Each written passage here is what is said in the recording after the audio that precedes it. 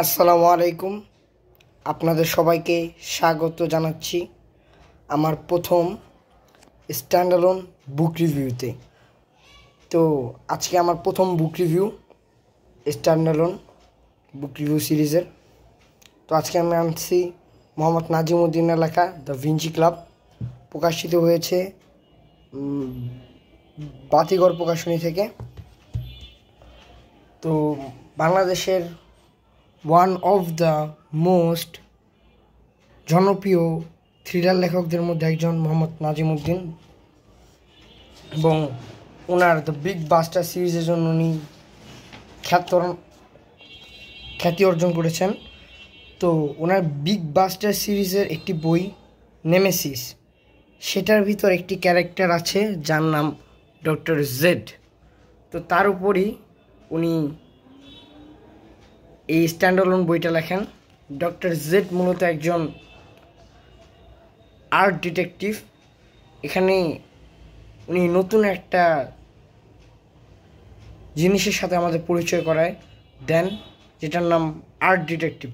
Art detective হলো, ওনারা যে কাজটা করেন সেটা হলো কোনো একজন আর্টিস্টের একটা আর্ট বা পেইন্টিং, সেটা আসল নাকি নকল, সেটার পুরা হিস্ট্রি, সেটা কী রং দিয়ে পেইন্ট করা হয়েছে, এটা আসল বা এটা নকল কিনা, এটা কবে আঁকা হয়েছে, এটা তার কোন কাজগুলোর মধ্যে পড়ে, এটা উনি আঁকছেন নাকি অন্য কেউ আঁকছে, এটা তারা পরীক্ষা করে।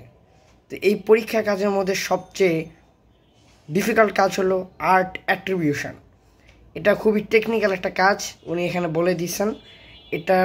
এই আর্ট অ্যাট্রিবিউশনের মাধ্যমে একটা আর্টের, একটা পেইন্টিংয়ের পুরো হিস্ট্রি জানা হয়, যে পেইন্টিংটা কবে আঁকা হয়েছে এবং বর্তমান সময় পর্যন্ত এই পেইন্টিংটা কোন অবস্থায় ছিল, কার কাছে ছিল, এবং এখন কী অবস্থায় আছে এবং তখন কী অবস্থায় ছিল, এই সব কিছু জানা হয়। তো এটার মাধ্যমে উনি নতুন একটা বিষয়ের সাথে আমাদের পরিচয় করে দিয়েছেন। এবং এটা যদি আপনারা পড়তে যান তাহলে আপনারা দ্য ড্যান ব্রাউনের রবার্ট ল্যাংকন সিরিজের প্রথম বই দ্য ভিঞ্চি কোডের সাথে একটু মিল পাবেন, কারণ দ্য ভিঞ্চি কোড উনি অনুবাদ করছেন, যেটা 2008-9 সালের দিকে প্রকাশ পেয়েছিল একই বাতিঘর প্রকাশনী থেকে। এবং এটা আপনারা পড়তে পারেন যদি আপনারা বাংলায় কোনো ইউনিক কিছু ফ্লেভার চান বই পড়ার ক্ষেত্রে। এখানে ইলাস্ট্রেশনও আছে, খুব মজার একটা কথা। এবং বইটা বেশি না, ইয়েস 367 পৃষ্ঠা।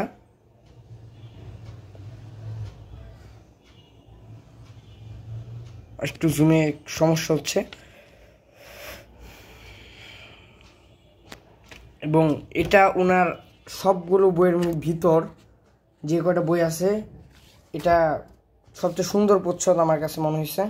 The Vinci club, not Vinci code. এটা ড্যান ব্রাউনের দ্য ভিঞ্চি কোড না। এবং এটা যদি আপনারা অর্ডার করতে চান, করতে পারেন বাংলা বাজার বুকস থেকে।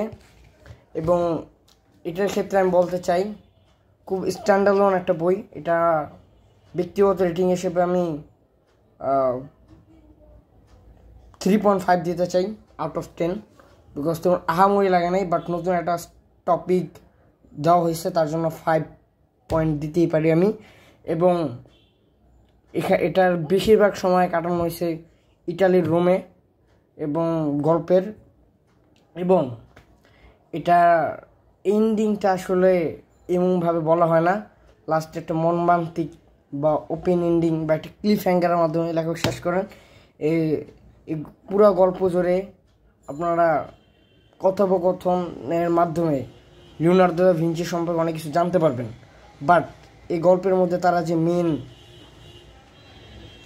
ইয়েটা পায়, নেগেটিভ দিকটা হলো, এই গল্পের ভিতর দিয়ে আমাদের মেন প্রোটাগনিস্ট বা ডক্টর জেড যে আসল রহস্যটা জানতে পারেন, যে পেন্টিংটা খুঁজে পান, সেটা আসলে কি হয়, এটা আসলে লেখক ডিসক্লোজ করেন নাই।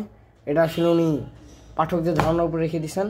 আমার মনে হয় এটা যদি উনি আরও বিস্তৃতভাবে বলতেন তাহলে বইটা আরও সুন্দর হতো, এন্ডিংটা। যাই হোক, এটা আপনারা নিতে পারেন নতুন একটা টপিক বা নতুন একটা বিষয় সম্বন্ধে জানার জন্য। আর অনলাইন অর্ডার করার জন্য আপনারা বাংলা বাজার বুকসে অর্ডার করতে পারেন। আমি সেখান থেকে নিয়েছিলাম। আজকের মতো বিদায় নিচ্ছি, দেখা হচ্ছে নতুন একটি ভিডিওতে। আসসালামু আলাইকুম।